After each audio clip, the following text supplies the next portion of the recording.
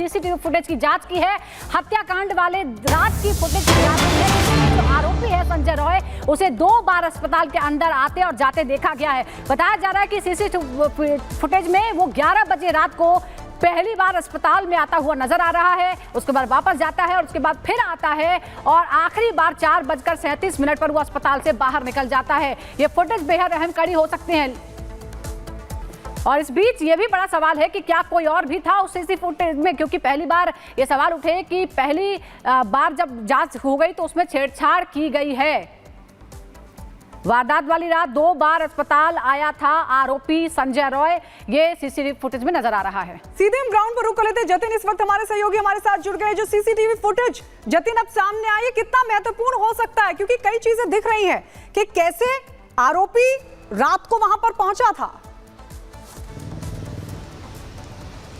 जी बिल्कुल, देखिए पूरी टाइमलाइन सीबीआई इस सीसीटीवी फुटेज के आधार पर तैयार कर रही है और ये बहुत ही महत्वपूर्ण सबूत है जिसको कोर्ट में ट्रायल के दौरान भी सीबीआई रखती हुई नजर आएगी। सबसे पहले मुख्य आरोपी संजय रॉय 11 बजे अस्पताल के अंदर दाखिल होता है, एक वार्ड में वो जाता है, कुछ लोगों से मिलता है। ये भी जानकारी मिल रही है कि संजय रॉय दरअसल मीडिएटर के तौर पर इस अस्पताल में काम करता था, क्योंकि सरकारी अस्पताल है। मरीज जो इलाज कराने आते हैं उनसे कुछ पैसे ले लेता था, उसके बाद अस्पताल में बेड दिलवा दिया करता था। तो 11 बजे के आसपास वो एक पेशेंट से मिला, आधा घंटा अस्पताल में रुका, उसके बाद वापस चला गया। यह भी जानकारी मिल रही है कि संजय रॉय पास में बनी चौकी के अंदर ही रहता था, रात वहीं बिताता था। लेकिन एक बार फिर से संजय रॉय अस्पताल में दाखिल होता है। इस बार दाखिल होता है देर रात 3:45 पर और तकरीबन 50 मिनट तक वो उस सेमिनार हॉल के आसपास पहुंचता है और उसके बाद 4:35 पर वो सेमिनार हॉल से बाहर निकलता है और 4:37 यानी कि महज 2 मिनट का समय लगा जब वो पूरे अस्पताल परिसर, जो कि मेन गेट है अस्पताल का, वहां से बाहर निकल जाता है।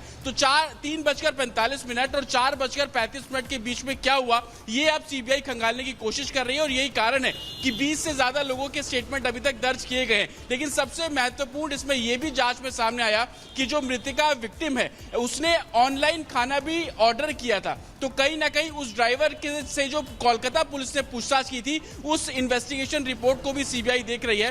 तो एक तरीके से सीबीआई की कोशिश है कि उस पूरे टाइमलाइन को एक तरीके से इन्वेस्टिगेट करना, और यही कारण है कि 8 घंटे से भी ज्यादा का समय कल एफएसएल की टीम उसी अस्पताल के उसी सेमिनार हॉल में मौजूद थी और हर साक्ष्य को एक तरीके से इकट्ठा करने की कवायद जो है वो शुरू की गई है। आपको बता दें कि आज भी 5 ऐसे ठीक है, बिल्कुल आप देखना ये होगा कि सीबीआई जो है, क्योंकि अब पूरे एक्शन मोड में नजर आ रही है, जांच का दायरा भी आगे बढ़ा दिया गया। जतिन आप बने रहिए, शिखा भी हमारे साथ जुड़ चुकी हैं, लेकिन इस बीच बड़ी खबर का रुख कर लेते हैं। बड़ी खबर सामने आ रही है, कोलकाता कांड की सीबीआई हो रही है। रात में खाना डिलीवरी करने वाले से पूछताछ हुई है। पीड़िता और उसके दोस्तों को खाना पहुंचाया गया था इस डिलीवरी बॉय के जरिए। वारदात वाली रात को खाना डिलीवर किया गया था। अब उस डिलीवरी बॉय से भी सीबीआई की जो टीम है वो पूछताछ कर रही है। पूछताछ के बाद जो है आखिर सच्चाई क्या थी, इसके तहत पहुंचने की कोशिश जो है अब सीबीआई की टीम की हो रही है। लेकिन अब देखिए, डिलीवरी बॉय जो अहम माना जा रहा है, क्योंकि खबर ये मिल रही है कि पीड़िता ने खाना ऑर्डर किया था, ऑनलाइन खाना ऑर्डर किया था और अपने दोस्तों के साथ खाना खाया था।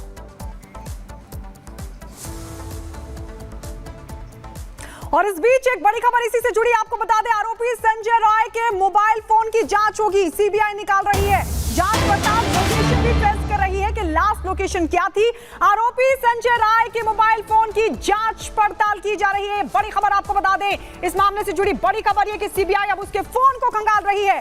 फोन की जांच पड़ताल की जा रही है। लास्ट लोकेशन क्या थी यह भी जांचा परखा जा रहा है। सीबीआई निकाल रही है फोन की लोकेशन डिटेल भी, जिससे पता चलेगा कि आखिरकार आरोपी कहां पर गया था। यह बड़ी जानकारी आपको दे दें। इस पूरे मामले को लेकर लगातार सीबीआई जो है वो जांच पड़ताल कर रही है और इसी बीच एक सीसीटीवी भी सामने आया। और इस बीच कोलकाता कांड को लेकर देश भर में प्रदर्शन जारी है। देश भर में अस्पतालों के ओपीडी बंद करके प्रदर्शन कर रहे हैं डॉक्टर। 24 घंटे के हड़ताल पर हैं देश भर के डॉक्टर। कई चरणों में इस तरह का बंद का आह्वान किया गया है और एक बार फिर आज ओपीडी भी बंद करने का ऐलान किया गया है। इमरजेंसी सेवाएं कुछ जगहों पर चल रही हैं, लेकिन देश भर के डॉक्टर विरोध प्रदर्शन में शामिल हैं। लगभग 1 हफ्ते से इसी तरह से अस्पतालों में कामकाज ठप पड़ा है क्योंकि नाराजगी है। इस घटना को लेकर भी आप तस्वीरें देखिए अलग अलग, पटना, सिलीगुड़ी, तिरुवनंतपुरम की तस्वीरें हम आपको दिखा रहे हैं। यानी उत्तर से लेकर दक्षिण, पूर्व से लेकर पश्चिम तक हड़ताल है क्योंकि डॉक्टर नाराज है अपनी साथी के साथ जो बर्बरता हुई है उसकी वजह से भी, और जिस तरह से वो अक्सर हिंसा का शिकार होते हैं अस्पतालों में इलाज करने के बावजूद, जिस तरह से उनके साथ मारपीट होती है, उस बात को लेकर भी नाराजगी। और वो चाहते हैं कि कुछ ऐसा नियम बनाया जाए जिससे उनकी सुरक्षा जो है वो पुख्ता हो सके। और हम पूरे देश में हमारे सहयोगी लगातार मौजूद हैं, कोलकाता में भी मौजूद हैं जो हमें घटना की जानकारी दे रहे हैं। और इस वक्त हम दिल्ली चलते हैं, हमारी सहयोगी शिखा शर्मा हमारे साथ जुड़ गई हैं। शिखा, आप इस वक्त देश के सबसे बड़े अस्पताल एम्स में मौजूद है। पिछले एक हफ्ते से प्रदर्शनों का दौर लगातार जारी है, आज क्या स्थिति है, क्या कह रहे हैं डॉक्टर? बिल्कुल सुजाता, देखिए एम्स में मैं मौजूद हूं और सबसे बड़ा अस्पताल इसको माना जाता है, लेकिन यहां पर भी डॉक्टर्स की तरफ से हड़ताल के लिए, स्ट्राइक के लिए कहा गया है। आईएमए ने कहा है कि देश भर के जो हॉस्पिटल्स हैं उनकी ओपीडी सेवाएं जो है बंद रखी जाएंगी। लेकिन यहां पर जितने भी लोगों से मैं बात कर रही हूं उनका सिर्फ यही कहना है, वो जो डॉक्टर है, महिला डॉक्टर, उनको इंसाफ मिलना ही चाहिए। देखिए यहाँ पर हमारे साथ लोग मौजूद है, उनसे बात करते हैं। मिलना चाहिए हमारे को इंसाफ। हमारे जो डॉक्टर के साथ अत्याचार हुआ है वो इंसाफ मिलना है। सीआईडी जाके उनसे इंसाफ ले, और जो अत्याचार जिसने किया है हमें इंसाफ चाहिए। हम नहीं हटेंगे पीछे। हमारे डॉक्टर जो होते हैं, हमारे भगवान के डॉक्टर, तो डॉक्टर हर मरीज को बचाते हैं, वो कैंसर का हो, वो विकलांग हो, वो बीमार हो, चाहे कितना रोगी से रोगी हो, डॉक्टर हाथ डालते हैं और हेल्प करते हैं। डॉक्टर के साथ ऐसे अत्याचार किया, हमें इंसाफ चाहिए इंसाफ। अत्याचार जो करके गया उसको खड़ी बाजार में उसको गोली मारनी चाहिए और बहुत बुरी से बुरी सजा मिलनी चाहिए उसको पता लगे कि डॉक्टर के साथ ऐसा अत्याचार क्यों किया है। तो देखिए किस तरीके से लोगों में रोष और गुस्सा जो है वो देखा जा रहा है। आप क्या कहेंगे? क्योंकि एम्स में मैं मौजूद हूँ, 11 बजे से यहाँ पर सभी डॉक्टर यहाँ भी प्रोटेस्ट करना शुरू कर देंगे, लेकिन जो ओपीडी सेवाएं हैं वो 24 घंटे के लिए यहाँ पर बंद की गई हैं। क्या कहेंगे? मैम, मैं ये कहना चाहता हूँ, जो भी जिनके भी साथ ऐसा हुआ है, 6 में बहुत अन्याय हुआ है, ऐसा काम नहीं होना चाहिए। अगर ऐसा होगा तब भाई हमारे देश का भविष्य बहुत खतरे में रहेगा।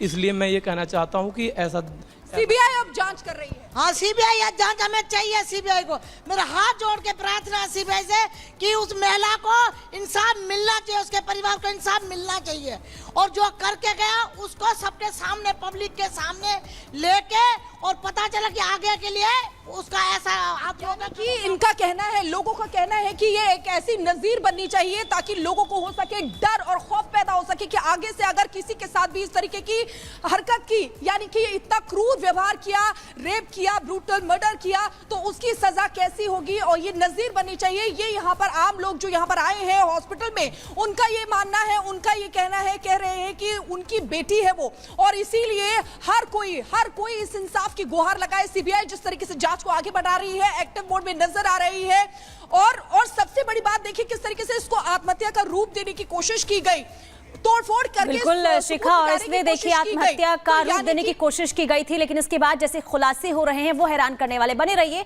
बड़ी खबर सामने आ रही है कोलकाता कांड पर।